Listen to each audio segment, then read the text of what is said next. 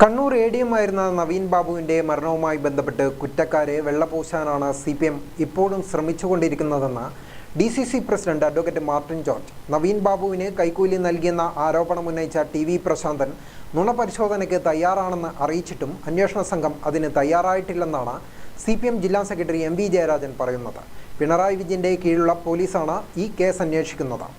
പ്രശാന്തനെ നുണപരിശോധനയ്ക്ക് വിധേയനാക്കാൻ നടപടിയെടുക്കേണ്ടത് അന്വേഷണ ഉദ്യോഗസ്ഥരാണ്. അവരതിന് തയ്യാറാകുന്നില്ല. വെറുതെ പുകമറ സൃഷ്ടിച്ച് നവീൻ ബാബുവിനെ കൈക്കൂലിക്കാരനായി മുദ്രകുത്തുക എന്ന അജണ്ടയാണ് ഇതിന് പിന്നിലുള്ളതെന്നും അഡ്വക്കേറ്റ് മാർട്ടിൻ ജോർജ് കണ്ണൂരിൽ വാർത്താസമ്മേളനത്തിൽ ആരോപിച്ചു.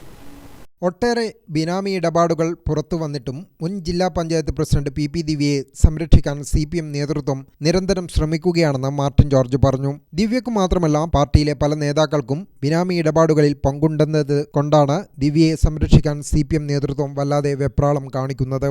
ദിവ്യയെ പിണക്കിയാൽ പലരുടെ മുഖം മൂടി അഴിഞ്ഞു വീഴുമെന്ന ഭയം CPM നേതൃത്വത്തിനുണ്ടെന്നും മാർട്ടിൻ ജോർജ് ആരോപിച്ചു. ഒരാളും ഒരക്ഷരം പറഞ്ഞിട്ടില്ലല്ലോ. ദിവ്യയുടെ തന്നെ കൃത്യമായ മറുപടി വന്നിട്ടില്ല. കൃത്യമായ തെളിവുകൾ സഹിതമാണ് ഇവിടെ ഹാജരാക്കിയിരിക്കുന്നത്. പക്ഷെ അതിലൊന്നും ഇതിലെ സംരക്ഷിക്കുന്ന സമീപനം തന്നെയാണ് CPM സ്വീകരിച്ചുകൊണ്ടിരിക്കുന്നത്. ആദ്യം മുതലേ CPM സ്വീകരിച്ച് അത് തന്നെയാണ്, ഒരു സംശയവും അതിനകത്തില്ല. കാരണം എല്ലാവർക്കും വ്യക്തമാണത്. അപ്പോൾ അവരെ ജയിലിൽ കൊണ്ടാക്കുന്നതും ജയിലിൽ സ്വീകരിക്കുന്നതും അതിനുവേണ്ടിയുള്ള നിലപാട് സ്വീകരിക്കുന്നതും അവർക്ക് വേണ്ടിയുള്ള വക്കീലിനെ വെച്ചിരിക്കുന്നത് CPMൻ്റെ ക്രിമിനൽ കേസുകൾ വാദിക്കുന്ന വക്കീലാണ്. എല്ലാം CPM ആ സമയത്ത് അവരെ സംരക്ഷിക്കുന്ന സമീപനം തന്നെയാണ് എടുത്തിരിക്കുന്നത്.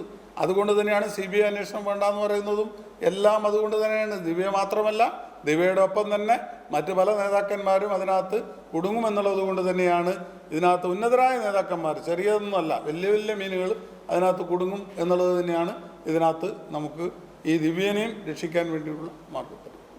ആലപ്പുഴ ചെറിയനാട് ഭാസ്കരക്കാരനവർ വധക്കേസിൽ പ്രതിയായി 3 ജീവപര്യന്തം തടവിന് ശിക്ഷിക്കപ്പെട്ട മരുമകൾ ഷെറിനെ വിട്ടയക്കാനുള്ള മന്ത്രിസഭാ തീരുമാനത്തിന് പിന്നിൽ ഭരണപക്ഷത്തുള്ള ഒരു മന്ത്രിയുടെ ഇടപെടൽ ചർച്ചയാകുന്നുണ്ട്. കൂട്ടുപ്രതികൾക്ക് ലഭിക്കാത്ത പരിഗണന ഷെറിന് മാത്രം ലഭിച്ചത് എന്തുകൊണ്ടെന്ന് അന്വേഷിക്കണം. കണ്ണൂർ വനിതാ ജയിൽ ഉപദേശക സമിതിയാണ് ഷെറിനെ വിട്ടയക്കാൻ സർക്കാരിലേക്ക് ശുപാർശ ചെയ്തത്. CPMന്റെ വനിതാ നേതാക്കൾ ഉൾപ്പെട്ട സമിതി ഷെറിന് വേണ്ടി മാത്രം ഇങ്ങനെയൊരു ശുപാർശ നൽകിയത് ഉന്നത കേന്ദ്രങ്ങളിലെ സമ്മർദ്ദത്തെ തുടർന്നാണെന്ന് വ്യക്തമാണ്. മാസങ്ങളായി പരോൾ ലഭിക്കുന്നില്ലെന്നും പരോൾ അനുവദിക്കണമെന്നും കണ്ണൂർ വനിതാ ജയിലിലെ മറ്റു 2 തടവുകാർ നൽകിയ അപേക്ഷ ഇതേ ഉപദേശക സമിതി അംഗീകരിച്ചിട്ടില്ല എന്നതും ശ്രദ്ധേയമാണ്.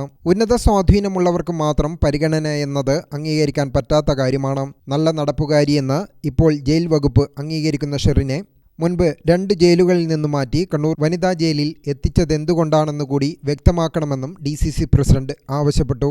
കണ്ണൂർ ജയിലിലേക്ക് എത്തുമ്പോൾ അവർ നല്ലവരായി നല്ല നടപ്പായിരുന്നു എന്ന് അവിടെയുള്ള ജയിൽ അഡ്വൈസറി ബോർഡ് തീരുമാനിക്കുന്നത്. ഇത് എവിടുത്തെ ന്യായമാണ്? എങ്ങനെയാണത് അവർ തീരുമാനിക്കുന്നത്?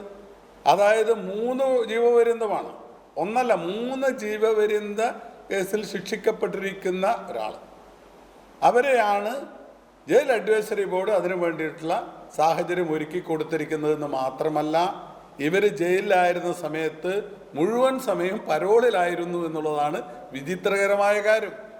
അപ്പോൾ ആരാണ് ഇതിന് പിന്നിൽ? ഇത് കൊടിസുനിക്കും അതുപോലെയുള്ള CPMൻ്റെ തനി ക്രിമിനലുകൾക്ക് കിട്ടിയിരിക്കുന്ന രീതിയിലുള്ള എല്ലാവിധ സൗകര്യങ്ങളും സെൻട്രൽ ജയിലിൽ അവർക്ക് ലഭിച്ചു എന്ന് പറയുമ്പോൾ CPMൻ്റെ ജയിൽ അഡ്വൈസറി ബോർഡാണ് അവിടെ ഉള്ളത് എന്ന് നിങ്ങൾ മനസ്സിലാക്കണം. ഗ്രാമിക ന്യൂസ്, കണ്ണൂർ.